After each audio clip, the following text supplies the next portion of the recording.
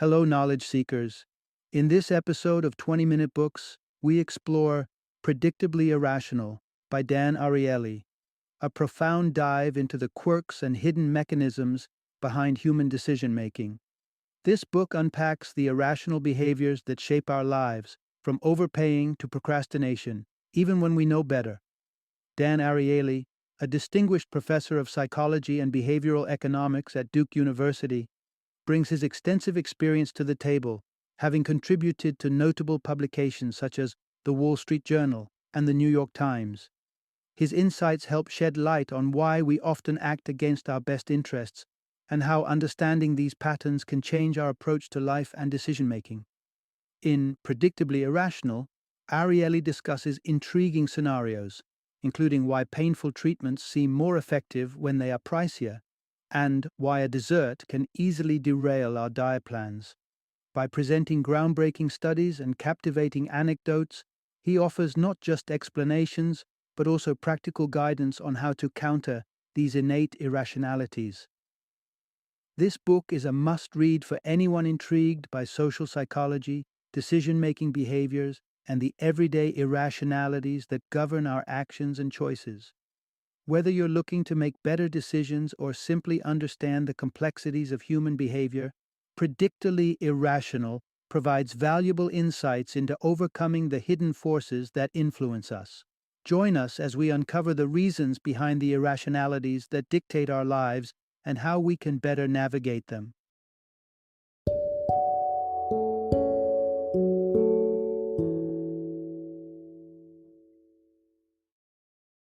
Predictably Irrational: The Hidden Forces That Shape Our Decisions. Introduction. To make better choices, learn the art of comparison. Imagine walking into a club with a friend who shares a striking resemblance to you, but is just a notch less attractive. Sounds a bit strategic, right? Well, this might just enhance your appeal to potential dating partners. Here's why.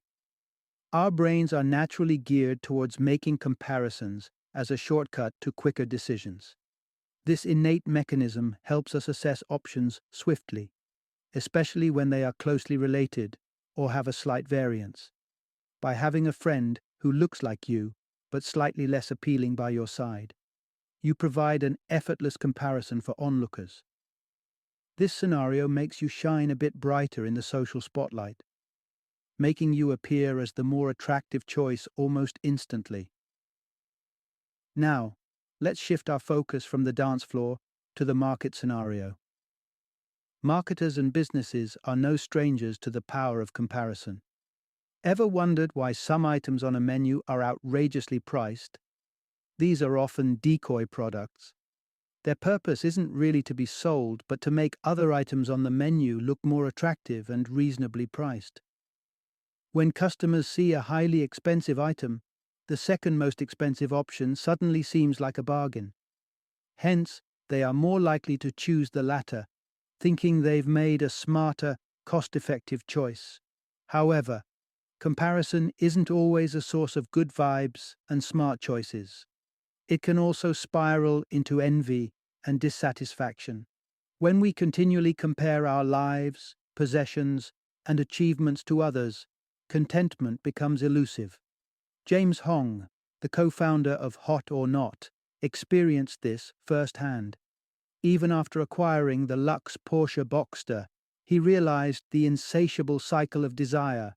Owning a Boxster had him longing for a Porsche 911, and the list went on. The moral of the story here is twofold. While comparison can sometimes guide us to seemingly better choices, it also has the profound potential to steal our joy. The trick is knowing when to compare and when to cherish what we already possess. Part 1. The irresistibly irrational allure of free. There's something about the word free that seems to flip a switch in our brains. Ever noticed how even the most unnecessary items become must-haves simply because they're handed out at no cost? From snagging those freebie keychains at events to purchasing more items than we need just to snag a complimentary one, free can make us behave in puzzling ways. Free isn't just a price, It's a siren call that taps into our deepest emotional triggers. Take this eye-opening experiment involving chocolates, which highlights just how potent free can be. Participants were given a choice between high-quality Lindt truffles, priced at 15 cents each, and lesser-quality Hershey's Kisses, costing just 1 cent. A majority, 73%, opted for the more delicious, albeit slightly pricier, Lindt truffles. However, when the price was adjusted slightly, 14 cents for the truffles and 0 cents for the Kisses, the tides dramatically turned. Despite the price difference remaining the same, 69% of people chose the free Hershey's Kisses over the tastier but not free truffles. This stark shift illustrates the magnetic pull of getting something for free, an effect so strong it can overshadow our usual preferences. This phenomenon, known as the zero price effect, highlights a core aspect of human nature, our intense aversion to loss. Paying for something carries the risk of not getting our money's worth, which we naturally want to avoid. A free item, devoid of any financial risk, often appears disproportionately more appealing, even if its actual value is low. Companies and marketers frequently harness the free factor to boost sales. For instance, Amazon cleverly uses the promise of free shipping to encourage customers to add more items to their baskets, nudging them past the free shipping threshold. Similarly, policymakers can utilize the allure of free to drive societal changes. For example, offering free health screenings like cholesterol checks could significantly increase participation rates compared to merely offering them at a reduced cost. Understanding and leveraging the powerful impact of free can lead to more effective business strategies and policy decisions, but it also serves as a reminder for us as consumers to pause and consider whether our attraction to freebies really serves our best interests or just taps into our irrational instincts. Part 2. How initial price impressions shape our spending habits. Ever wonder how much your first impression of a price affects your willingness to pay for something later? Whether it's a luxurious bottle of wine or a delightful box of Swiss chocolates, the initial figure that pops into your mind can set the stage for what you're prepared to pay, more profoundly than you might think.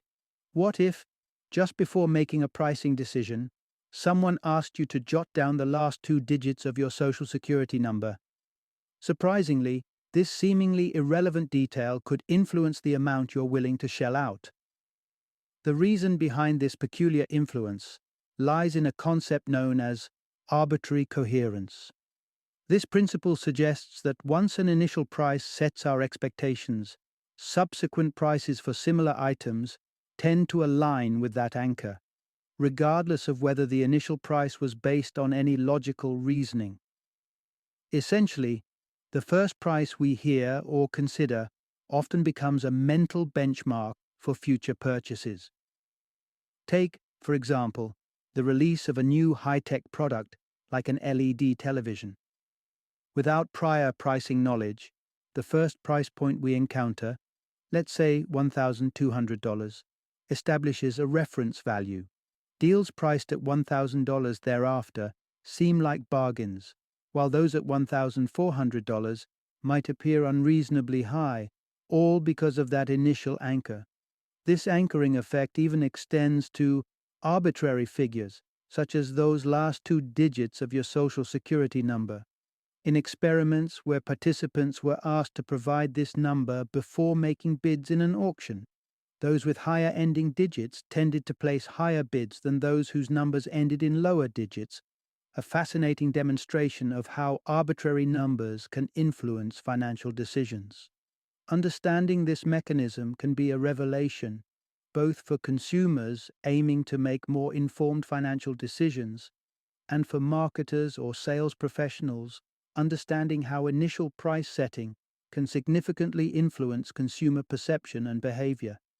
Next time you're evaluating a price, remember how easily our minds can be anchored by initial figures, and consider whether your perception is based on real value or just the first number that came to your mind.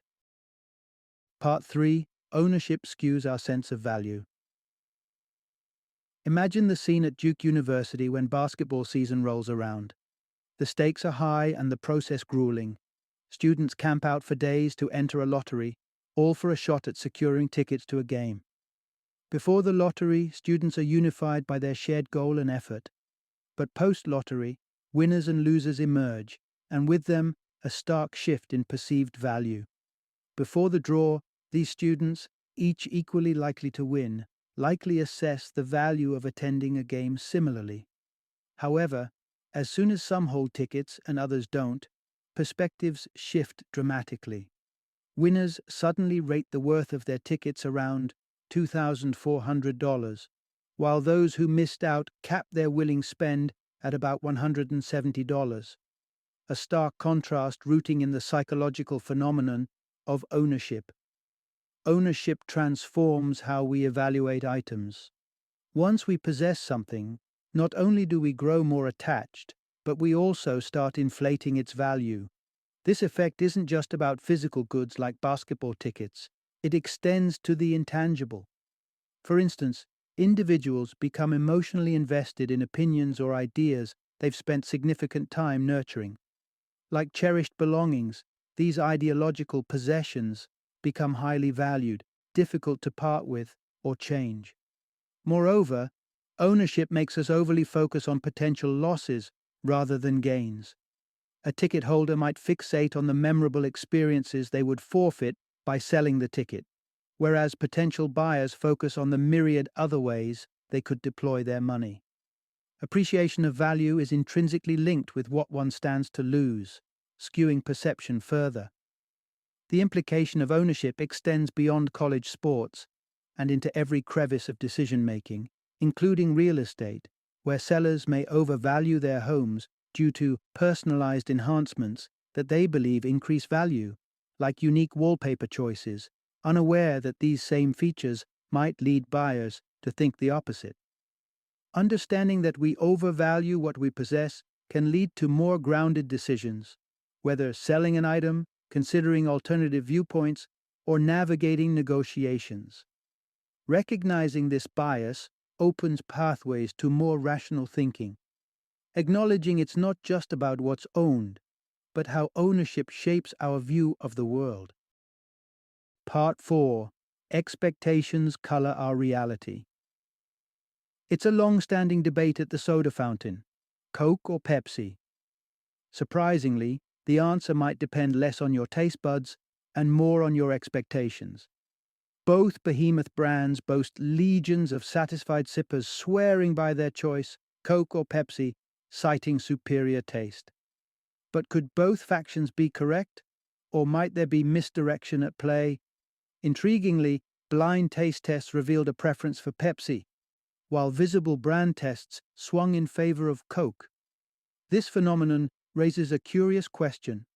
How could a mere label sway taste perceptions? The answer lies in the powerful role of expectations. Expectations don't just tweak our taste perceptions, they shape our entire experiential world. Consider the cinema. A movie praised by critics often feels more enjoyable than one met with lukewarm reviews. We strut into the theater expecting a compelling story, gripping performances, and memorable cinematography, which primes us to appreciate these elements more profoundly. The influence of expectations extends even into the realm of healthcare. The placebo effect is a prime example, where the belief in the efficacy of a medication, even without active ingredients, can lead to real, positive health outcomes for patients. Moreover, the perceived value also plays a significant role.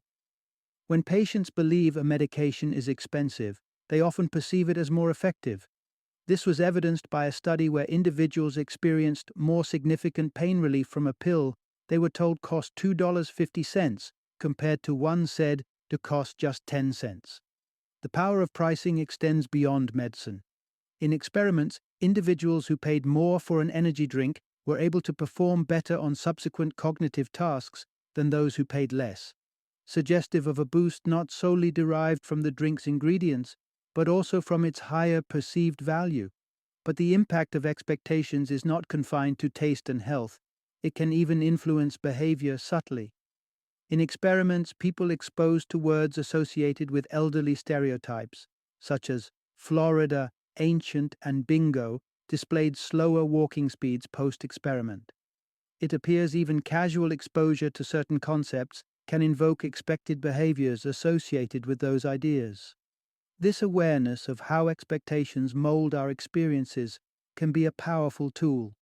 By understanding and managing our expectations, we can potentially alter our perceptions and behaviors in significant ways, turning the expectation effect from a subconscious influence into a deliberate strategy for enhancing various aspects of our lives. Part 5. Understanding the impact of social and market norms on our interactions. Ever wonder why offering to pay your mom $50 for a home-cooked meal might earn you a stern look? Or why your boss paying you in hugs instead of a paycheck would be outright unacceptable? It all boils down to the critical distinction between social norms and market norms. Social norms govern our interactions within personal relationships, focusing on gestures of goodwill, empathy, and reciprocity that are not immediately quantifiable or repaid. Here, acts of kindness or favors are given freely, without the overt expectation of something in return. Contrastingly, market norms are the unspoken rules of the business world, where interactions are transactional and expectations are clear-cut. Services rendered for money, time for wages, and so forth. Here, the dynamics are straightforward and quantifiable, guided by principles like efficiency and fair exchange. The blurring or misapplication of these norms can lead to awkward, if not outright offensive situations. Imagine, for instance, trying to pay a friend for their company. They would likely be insulted, perceiving the act as reducing a personal bond to a financial transaction. Similarly, when lawyers were asked to reduce their fees for needy retirees, most refused because the offer still fell under market norms and seemed insufficient. However, when the same service was requested for free, many lawyers agreed, shifting the interaction to align with social norms involving altruism and charity. This stark difference in reactions underscores how sensitive and context-dependent our interpretation of value and appropriate behavior can be. When money is introduced in contexts traditionally governed by social norms, it can shift the perceived basis of the interaction to market norms, which are harsher and more self-serving.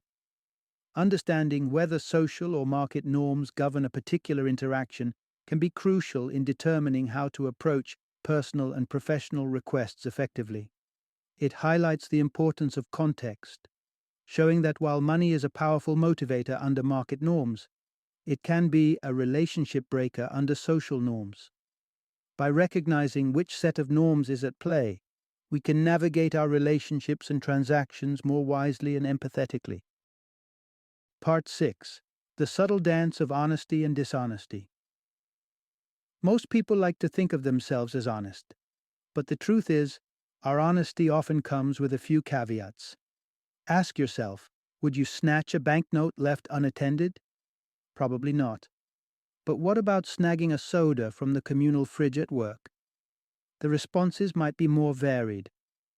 Research into human behavior reveals an interesting pattern. Most people are just a little dishonest, but not egregiously so. In experiments where individuals were allowed to grade their own math quizzes with a small financial incentive for each correct answer, a notable trend emerged. Many participants inflated their scores modestly.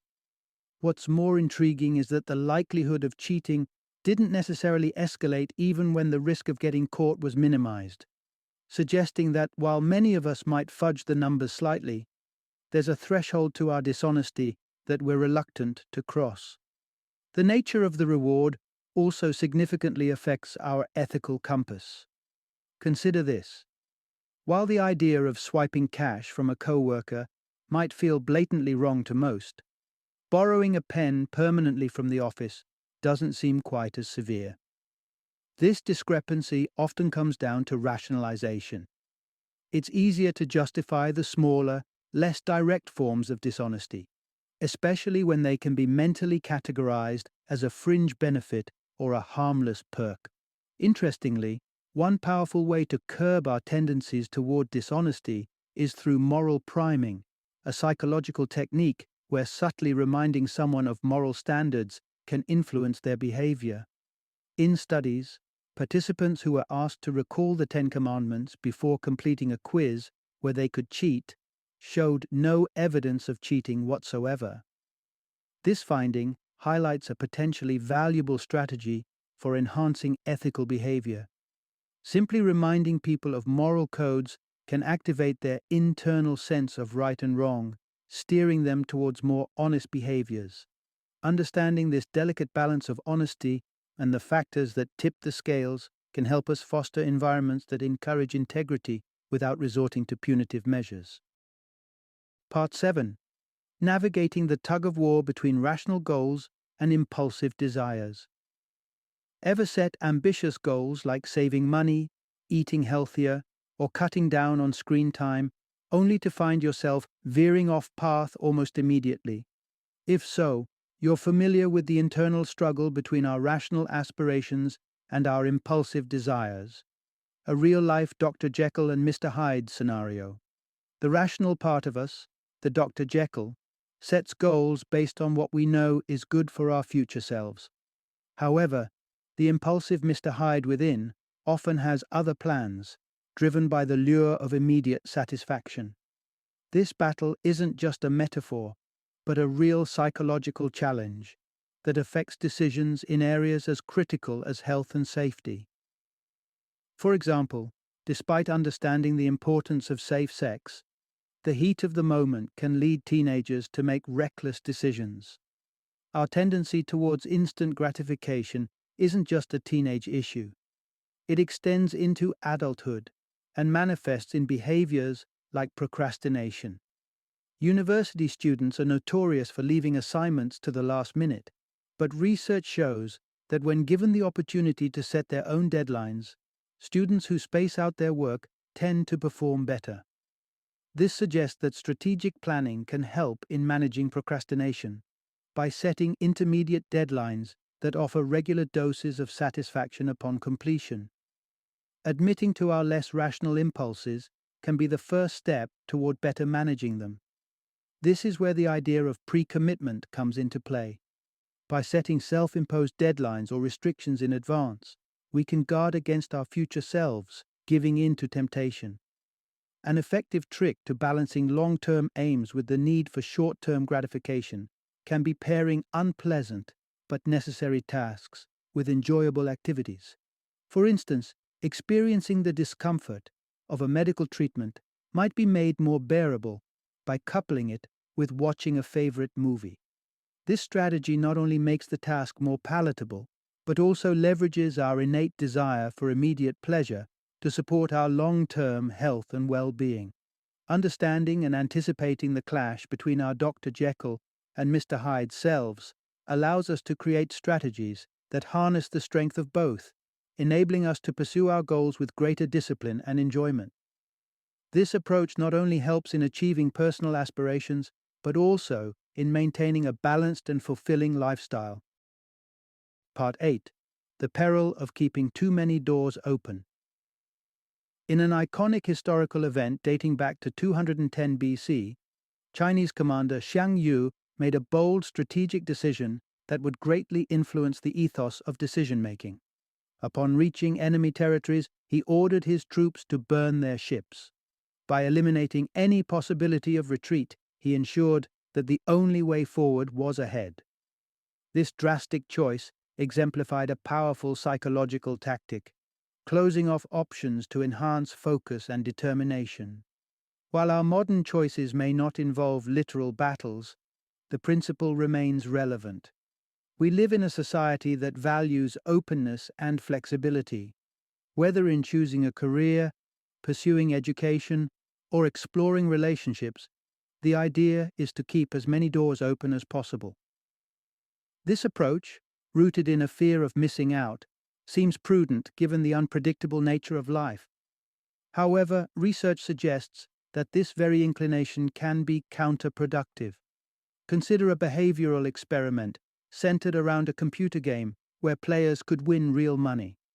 The game was designed so participants had to choose between securing immediate rewards or keeping their options open at a cost.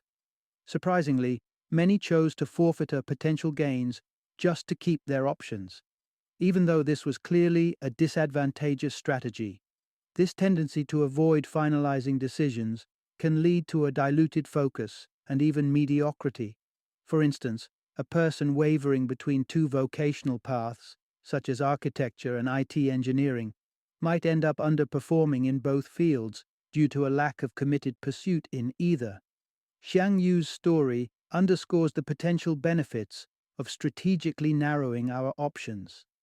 By consciously choosing to close certain doors, we can allocate our resources and energy more effectively. The challenge lies not in maintaining limitless possibilities, but in making selective, committed choices. In practical terms, this might mean making tough calls about personal or professional priorities.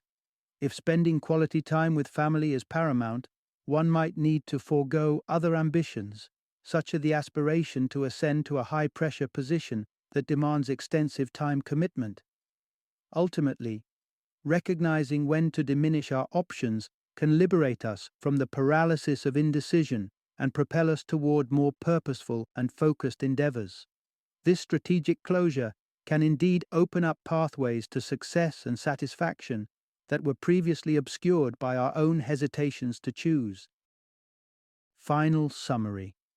The crux of the insights from this book is a profound yet familiar observation. Much of our everyday decision-making is irrefutably irrational. Whether it's determining the value of a new television or making lifestyle choices about diet and exercise, our judgments and actions are frequently influenced by biases and illogical patterns. This pervasive irrationality, however, does not condemn us to a fate of poor choices.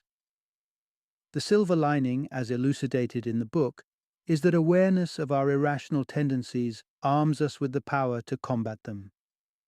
By understanding the underlying mechanisms of our decision-making errors, from being swayed by initial price impressions to our struggles between long-term goals and immediate gratifications, we can work towards making decisions that are more aligned with our true interests and goals. The book not only highlights the various ways in which irrationality manifests in our lives, but also offers strategies for mitigating its influence. It suggests that vigilance and conscious effort can enable us to sidestep the pitfalls of irrational decisions and embrace a more reasoned approach to navigating the complexities of life. Whether in personal finance, professional endeavors, or interpersonal relationships, a deliberate and informed approach can significantly enhance our ability to make decisions that serve us well in the long term. Ultimately, this book serves as a guide for all who seek to understand and improve their decision-making processes, encouraging a move from being unwitting participants in the dance of irrationality to becoming thoughtful architects of our destiny.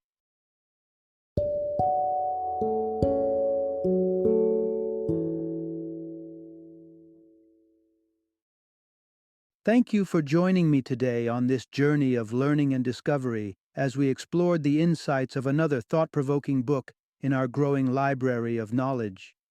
If you've enjoyed our time together, please take a moment to follow our podcast, give us a 5-star rating, and share 20-minute books with other knowledge seekers. Your support truly means a lot. Don't forget to join me again in the next episode, where we will delve into another enriching book. Until then, happy reading and happy listening.